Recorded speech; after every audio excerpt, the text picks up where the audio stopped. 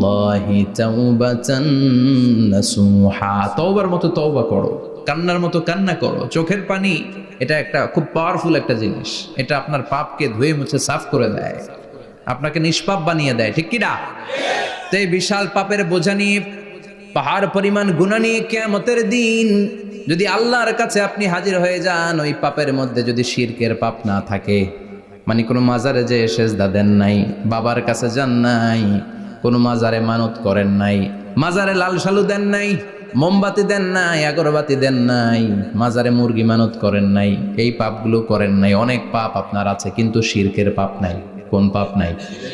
আল্লাহ বললেন, 1000 কোটি পাপ নিয়ে, পাপের বোঝা নিয়ে, পাহাড় পরিমাণ অন্যায় নিয়ে, গুনাহ নিয়ে যদি আমার সামনে আসো, আর এই গুনার মধ্যে যদি শিরকের কোনো গুনাহ না থাকে, তাহলে আমি আল্লাহ পাহাড় পরিমাণ দয়ার ক্ষমা নিয়ে তোমার কাছে হাজির হয়ে যাব।